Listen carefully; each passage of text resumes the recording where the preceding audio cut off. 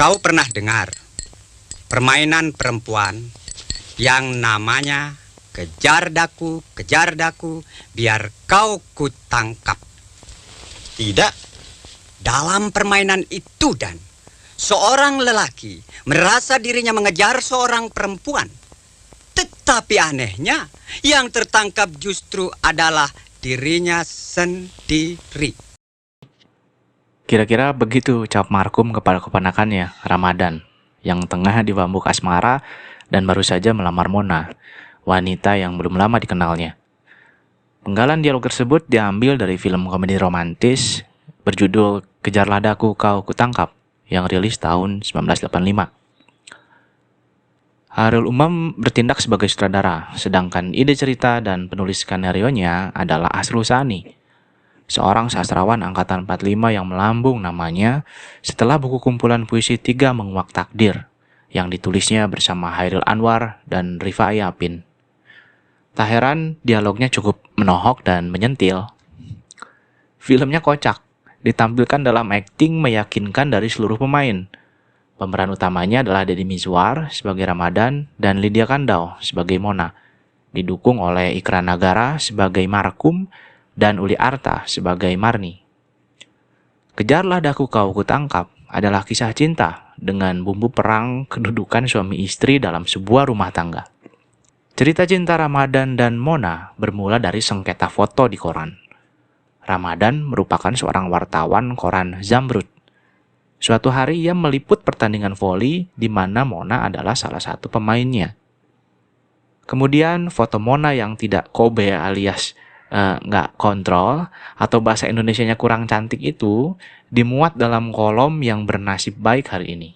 Maka Mona berhak mendapat hadiah uang sebesar Rp10.000. Oleh teman-teman kantornya, foto tersebut menjadi bahan tertawaan.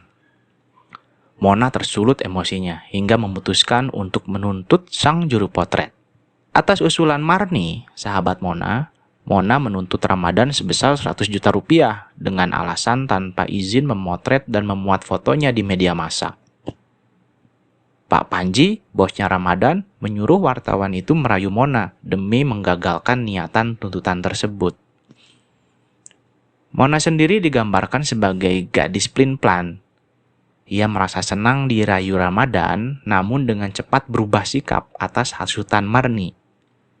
Lalu berubah menjadi lunak lagi sikapnya setiap bertemu dengan Ramadan. Keduanya memang saling jatuh hati dan dalam waktu singkat memutuskan untuk menikah. Kisah cinta Ramadan dan Mona diapit oleh dua jomblo idealis, yaitu Markum dan Marni. Markum tempat curhat Ramadan, terus memberikan pandangan tentang perempuan. Sesuai dengan apa yang sering dibacanya dari buku, pikiran Ramadan pun dipusingkan dengan wejangan-wejangan dari bosnya. Hingga ia menunjukkan kedigdayaan seorang suami atas istrinya. Sedangkan dari pihak Mona, ada Marni yang mendorongnya untuk bersikap lebih keras dari Ramadan. Intinya istri tidak boleh kalah dari suami. Karena dia tahu kau terlalu sayang padanya, makanya kau dianggap enteng. Lawan! Perang kedudukan dalam rumah tangga antara Ramadan dan Mona berujung pada pisah ranjang. Selama pisah ranjang tersebut, keduanya pun saling merasa kehilangan serta merindu. Tetapi terlalu gengsi untuk mengakuinya. Akhirnya Markum dan Marni sepakat untuk menambahkan dua sejoli itu. Meski film ini menceritakan tentang kisah kasih antara Ramadan dan Mona, namun bagi saya sendiri lakon utamanya adalah Markum. Perannya cukup sentral dalam memberi pemahaman tentang perempuan kepada Ramadan dan memengaruhi kehidupan rumah tangga keponakannya tersebut. Bisa dibilang Markum ini seorang pria kaku, jomblo idealis yang hanya mengenal kaum hawa dari buku-buku filosofi dan psikologi tentang perempuan. Namun dia tidak pernah mau berhubungan jauh dengan perempuan. Kenapa kau tidak kawin? Tiap hari kerja membaca buku tentang perempuan saja. Sungguh pun begitu, aku belum juga mengerti perempuan. Perempuan adalah makhluk yang aneh. Nah, apakah aku harus kawin dengan sesuatu yang tidak aku mengerti? Ya, perempuan memang aneh. sulit diterka dan selalu membuat pria serba salah. Itulah kenapa pria mengejar namun akhirnya pria juga yang terperangkap. Pada dialog lain, Markum melontarkan tentang stereotip kebanyakan perempuan, yang saya sendiri tidak bisa untuk tidak setuju juga.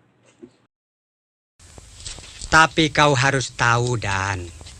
Ada 10 macam sebab kenapa seorang wanita menjatuhkan pilihannya pada seorang laki-laki. Pertama, karena latah. Jika perempuan lain bersuami, kenapa dia tidak? Kedua, laki-laki yang menurut dia adalah pilihannya itu adalah satu-satunya lelaki yang tersedia pada saat ia dihinggapi penyakit ingin bersuami. Yang ketiga, Dalam film Kejarlah Daku Kau Kutangkap, Markum pada akhirnya jatuh cinta kepada Marni. Ramadan pun protes karena sebelumnya Markum pernah menyatakan tidak berniat menikahi sesuatu yang tidak dia mengerti. Tetapi kocaknya Markum ngeles begini. Itu dulu, Dan. Sekarang lain.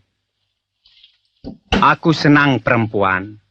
Justru karena aku tidak bisa mengerti mereka. Ada semacam yang dirahasiakan. Suatu misteri. Lain dengan surat tagihan pajak. Jelas, pajak tuan sekian. Tapi yang begitu kan membosankan. Marni akhirnya luluh dan turut jatuh hati pada Markum di tengah misi mereka berdua dalam mendamaikan Mona dan Ramadan. Sebelumnya ia adalah wanita keras hati yang tak pernah percaya pada lelaki. Ucapnya suatu ketika kepada Mona yang plin-plan, Laki-laki kalau diberi kesempatan bicara, dia akan bisa buktikan yang hitam adalah putih. Kalau perlu dia bohong. Laki-laki buaya semua, Mon. Hati-hati kau. Kelanjutan antara Markum dan Marni kemudian ditampilkan pada film berjudul Keluarga Markum yang tak kalah kocak dan apiknya. Film tersebut rilis tahun 1986 sebagai sequel dari Kejarlah Daku Kau Kutangkap. Sebuah cerita sederhana yang menghibur saya dengan adegan dan dialog-dialog menggelitik nalar. Selain itu, musik berwarna dangdutnya yang sangat Kejar aku, biar kamu tangkap. ear-catching. Perfilman Indonesia kini sedang berusaha bangkit, namun sejauh ini masih belum muncul komedi romantis yang sederhana dan terbungkus apik seperti film Kejarlah Daku Kau Kutangkap ini. Hal lain yang juga saya suka karena film ini tidak mempertontonkan kemewahan atau kemiskinan yang terlalu didramatisir yang kerap ada pada film masa kini. Tidak ada mobil mewah, rumah gedong, atau posisi pekerjaan maupun karir yang menggiurkan. Semua dalam situasi sederhana, tepat pada porsinya, sehingga bagi saya sebagai penonton merasa dekat dengan film tersebut.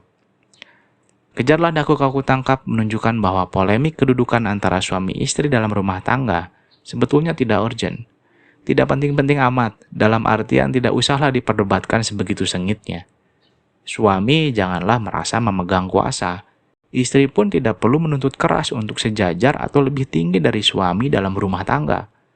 Karena dalam segala aspek kehidupan hanya dibutuhkan keselarasan. Terakhir, penutup video ini kita tutup dengan nasihat Markum.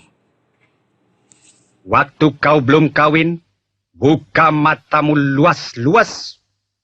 Tapi begitu kau kawin, picingkan matamu sedikit sehingga istrimu kelihatan remang-remang.